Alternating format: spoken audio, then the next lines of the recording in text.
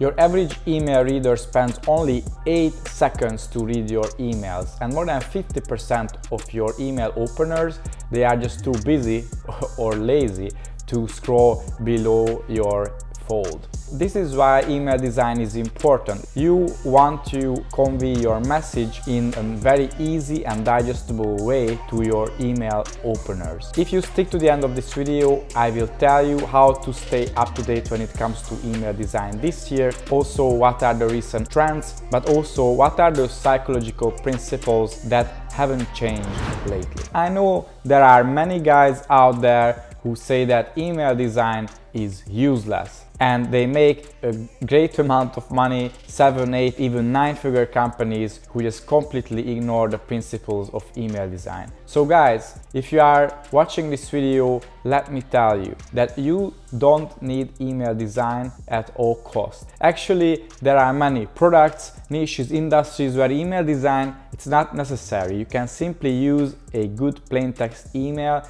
with solid copywriting. These are typically B2B companies, or where the buying decision is more logical, so you don't need fancy design, or the product is just not visual. I talked to a company who sells soccer goal nets, and there you don't need much visual branding. So if you are one of those companies, you can stop watching this video and then maybe just find one of my videos about great copywriting. However, if you sell visual products or the visual elements are important when it comes to your sales, or you want to build a strong visual brand identity, and I think in e-commerce most brands they are in this category, then stick to this video and watch my tips how you can excel with your email design in 2024. So there are a few psychological and UX principles that I think it's good to be aware of. These are crucial to know, and it doesn't really matter if you design an app or an email or a website, because it's all about how we behave when we are online in front of a screen. So one of these principles is the F pattern. When we start reading and just consuming information on a new page or an email, the reading pattern that we follow is something like this. So we start on the top from the left side to the right, and then we basically browse the next row, and then the next row, and then the next one, and so on and so forth. But basically, as you go down, you read less and less words, text in each row. So basically, this is how it becomes an F if you follow this pattern. I will show you an image where people's eyes were tracked, and exactly they follow this F pattern. Basically, you want to put the most important information on the top left and the least relevant information at the bottom right. So you follow this F pattern. The next principle is cognitive load. So what this means is that you want to convey your information to your audience in a way that is the easiest to perceive it and consume it. Why is that? Because nowadays when people they scroll, everything is just super quick nowadays, and every year it just becomes quicker and quicker, so this principle becomes more and more important. You can use bullet points to explain the benefits of your products, but a better way to do it is just use icons, because your brain will just understand it much faster. So that's just one example. The third principle is something that I don't believe that I still have to emphasize this, but still many companies they are not mobile first. 80% of email openers and readers they open emails through mobile, especially if you are a B2C company. Always design your emails mobile first and only desktop second, because most people they will open your emails there. When it comes to the copy, actually even if you don't have many design elements, there are certain aspects of copywriting and designing your text which are important, and it will increase the reading time of your emails, but also the conversion rate in many cases. So first of all, the ideal width of an email is around 600 pixels. You also want to make your fonts big so people they can read it, especially if your audience is older people, so use big fonts. And also don't use more than 2 types of fonts. I think it's just overcomplicated, and actually the cognitive load is just too much, so many people they just won't read it. But when it comes to copywriting and text, the most important thing is, and I cannot emphasize this enough, guys, so don't use a huge chunk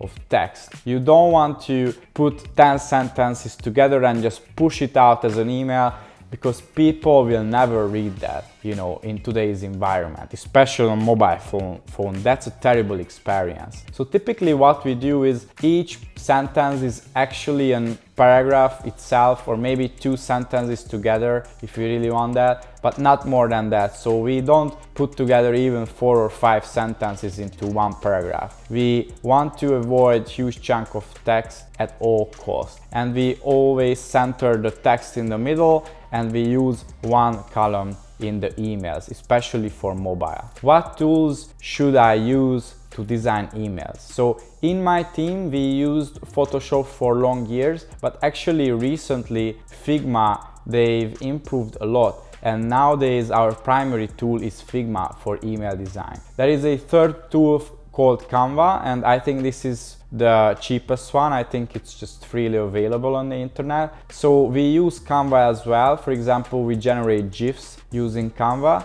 but in my opinion and in our design team's opinion, Photoshop and Figma is still more advanced than Canva, even if they improved a lot. So our number one tool is Figma now, second would be Photoshop, and the third is Canva, especially for simple. The next trendy thing is using GIFs. So nowadays emails are still very static. In most emails you can see text and images only, so you can easily stand out if you use moving elements. But you know, in emails you cannot use videos. So what you can do is simply uploading GIFs, which are moving elements but still not videos. So I highly recommend using GIFs like this Santa Claus. I really like this background and I think that looks great. Or for supplement brands, skincare brands or fashion brands, you can actually showcase to your subscribers what products they will get, or how the t-shirt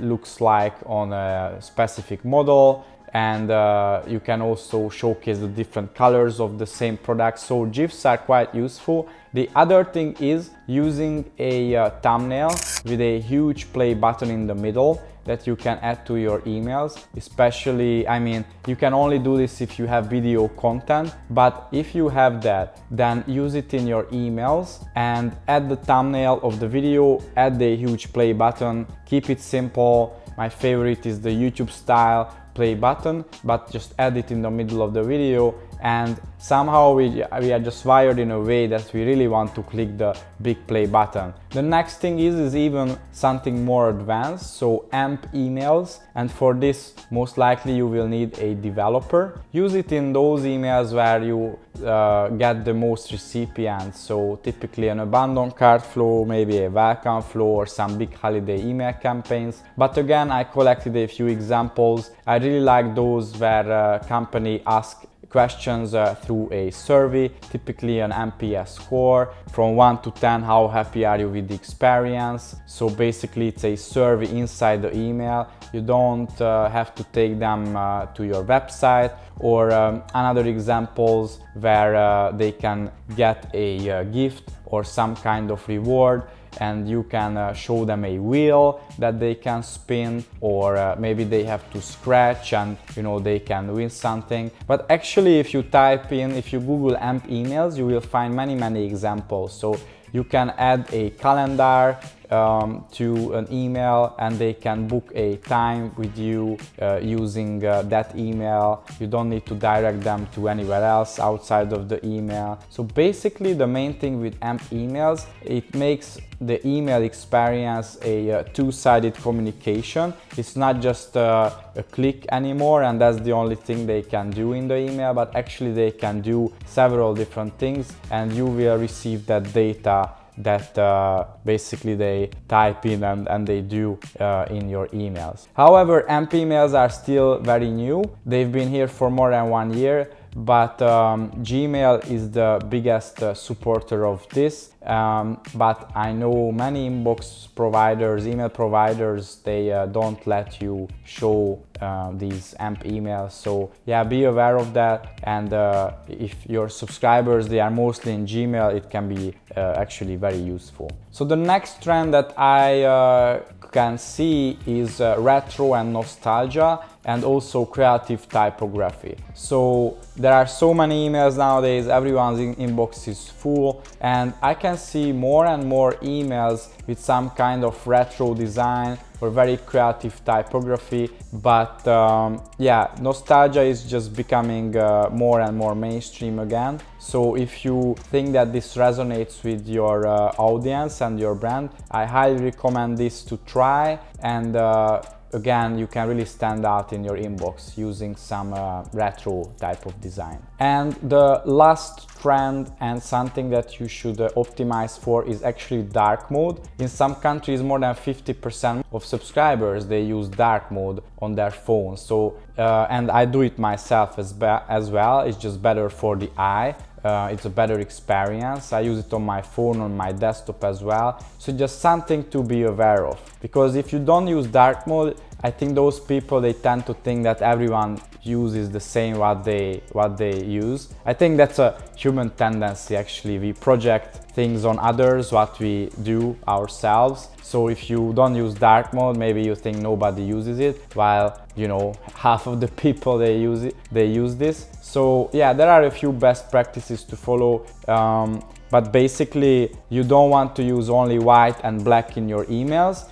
because if anyone uses a dark mode or the opposite, the normal one, then you know one half of the email cannot be seen. So you don't want to use only black and white. Another thing is you don't want to use for logos, for example, SVG. You want to go with rather JPEG or GPG images, and you want to add a background to the logo so it can be seen regardless if they use normal mode or dark mode. So be aware of this. So these are the main trends that I could recently see across many different successful companies sending their emails. Again, there are some psychological principles, especially those three I told you: mobile first, cognitive load, and the F pattern. And besides, there are these trends that you should follow, and you can implement all of those tactics that I told you today. Hope you enjoyed, and even more importantly, you learned a lot from this video. Here at Budai Media, our goal is to help at least 1,000 e-commerce businesses grow with high quality marketing, because we can see too much shit out there. If you like this video, make sure that you go down, you subscribe to this channel, and also hit the notification bell so you get updated of my weekly videos. We collected the top 100 email templates from the past 6 years, and these generated tens of thousands of dollars for our clients. So go down and click the link and get these 100 templates for free. And finally, I will drop you one more video here. Make sure that you check it out as well.